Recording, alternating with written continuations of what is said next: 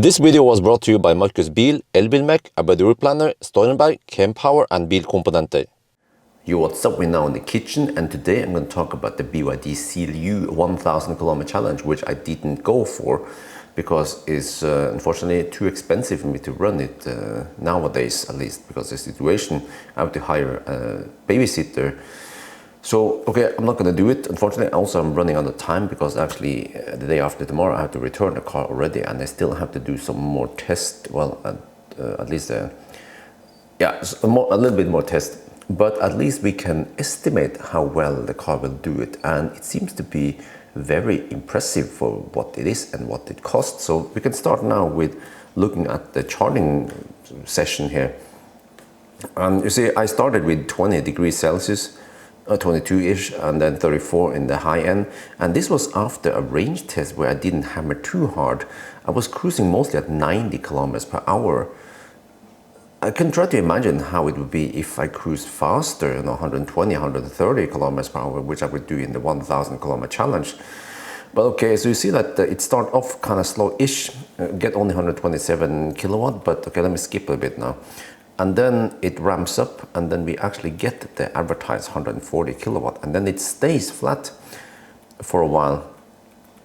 And also you want to see look at this highest temperature cell. This is the one that will limit will be a problem for rapid gate.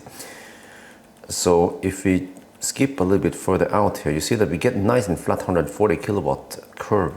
And I was surprised to see that the temperature here goes beyond 45, 46 degrees Celsius, because in the other BYDs, at least the one I've seen in car scanner, in Atto 3 and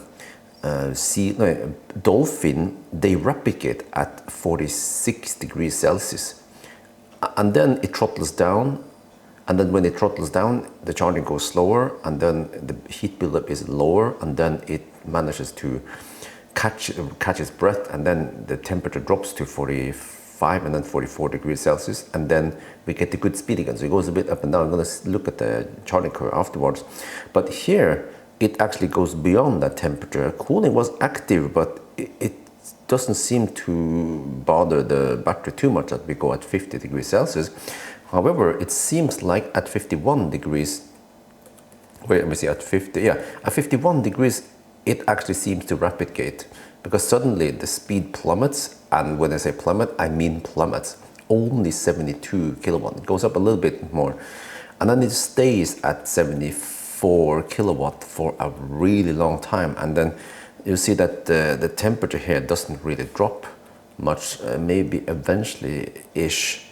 But this is the disappointing part of the BYD. We have seen this before, that it seems like BYD, they built the EVs to have quite poor cooling, maybe because they are not built as pure EVs initially.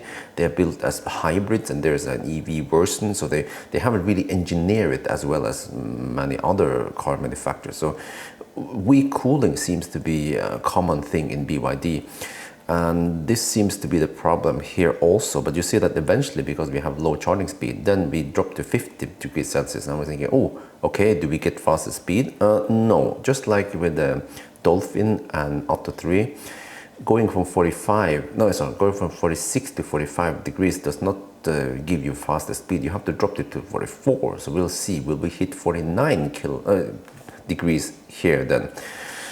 I don't remember what the heck happened. Let me see. I think we will hit it, but it's going to take a while. And this, just the fact that the temperature drops so slow here, despite that we are charging at kind of low speed here. And this is how much was it again? 87. Well, that was the net capacity, but around 89 kilowatt hour gross capacity, supposedly.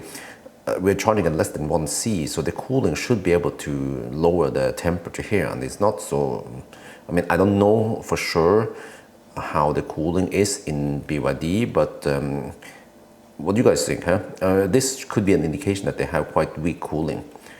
Okay, but something will happen eventually. Just skip a bit. Once we hit a certain state of charge and temperature, I think we'll see the magic number. Skip a bit. Oh yeah, it goes quite flat here. There, 49 degrees Celsius. Look at the kilowatt. Suddenly, boom, 80 1 kilowatt at 71%. Like, huh? Really? But then it went quite quickly up to 50 degrees again. But it seems like 50 degrees, or it seems like 49 degrees is the break point for allowing you to charge faster again. But then 50 degrees is not the rapid gate point. So now it's actually charging a lot faster. I mean, not a lot, but at least faster than 75 kilowatt, right? 74 kilowatt. But then eventually, how was this again? I don't remember exactly what happened. Will we hit 51 degrees again? No, I think not, but we will eventually hit too high state of charge and then it throttles. So this makes me wonder, should I have tried to start the charging session with lower battery temperature? But how the heck do you do it? I was slow poking at 90 kilometers per hour during the range test before I plug in here.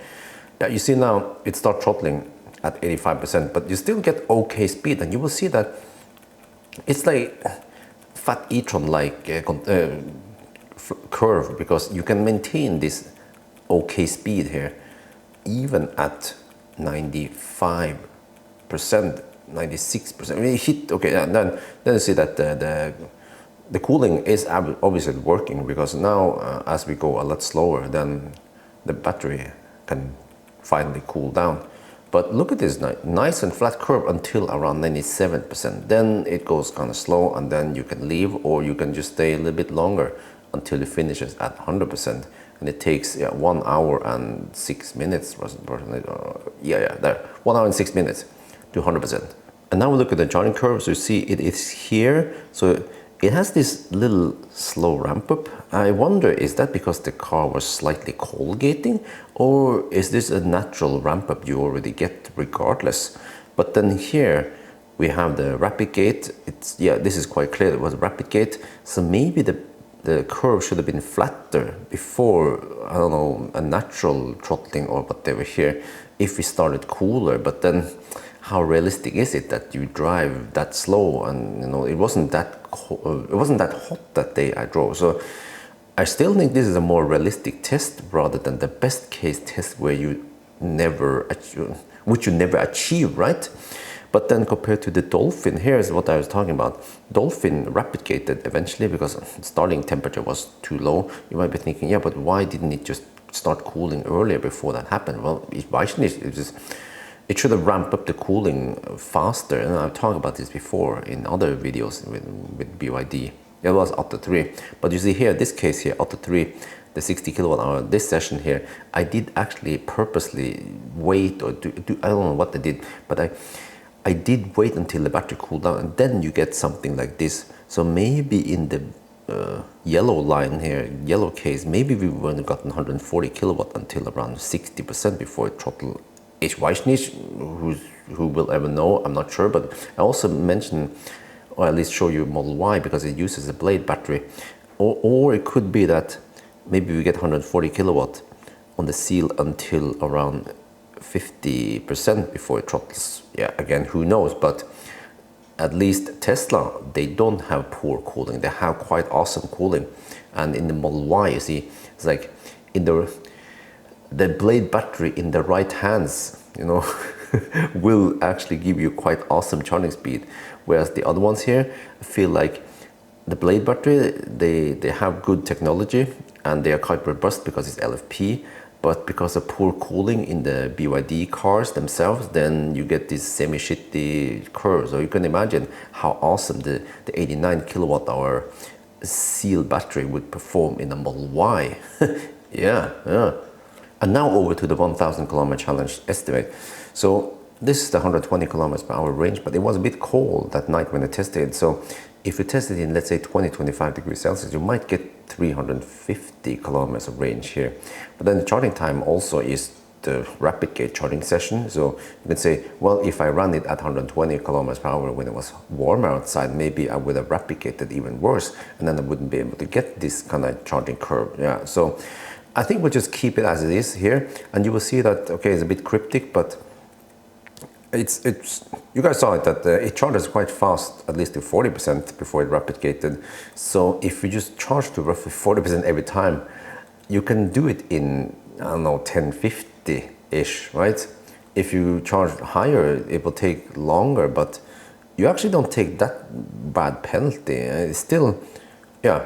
Why is it like this? Well, because if you at least charge further, you don't have to charge so often, and then you don't have to waste too much time exiting and plugging in, waiting for handshake and stuff like that. So actually very nice flat curve until, yeah, you could almost go to 90% and it wouldn't hurt you too much, right? And then, but okay, let's say around 1050-ish, right? 1045, 1050. What kind of cars do we match? Yeah, this is, by the way, a local spreadsheet I have, not the official spreadsheet. But look here, around 1050, we're matching Aria, matching EQA, Han is over here. MEB cars, they do it in roughly 10.5 hours, at least the previous generation. But then the newer ones here, let me see, they are faster. So ID3, this was also an old, yeah, 21. So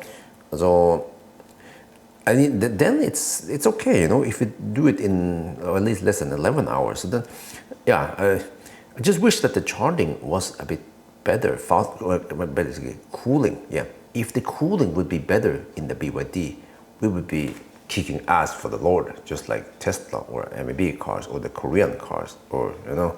So yeah, but again, unfortunately, I'm not able to do this test. So. But I will do it with a BYD Seal, which is the sedan version. They're like a Model 3-ish, you know, competitor killer. The Model 3 killer, yes. I'm gonna do it with that car, even though I have to burn a lot of money. But hopefully I get enough views for it to make it worth it.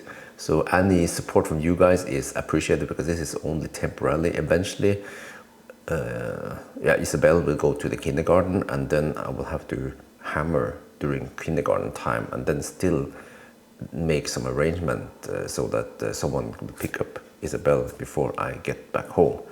And as you guys see it here in the test, the 1000 kilometer challenge with deductions and stuff could take 11-12 hours, and then kindergarten time is roughly, yeah, we can stretch it to roughly 10 hours. Well, let's say I have effectively around 9 hours, because I have to deliver and then get here, and then yeah. So but okay, so I had another idea, which was to split the 1000 kilometer challenge in 2 parts, where I pre-hammer during the night when Isabel is asleep. She's actually asleep right above us, but I have the door shut here, so yeah, she shouldn't hear us.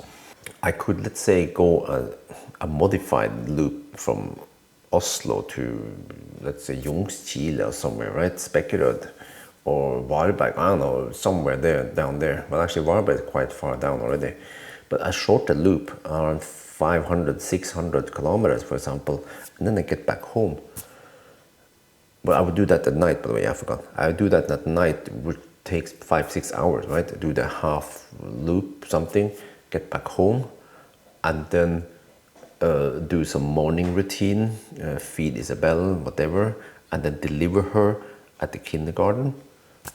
And then I hammer again, but then I probably just go on the north loop around Mjøsen from Klibach to Rudshøgda and back again a couple of times until I finish 1000 kilometers. But there's always a butt crack. Some cars that rapid gates, or some cars when you get punishment points, then you actually have a cool down during that 1-2 hour that I'm stationary in Jessheim. And I will of course count this as a very long deduction, right? Like a 2-hour deduction or a nap or whatever, like I had in the past.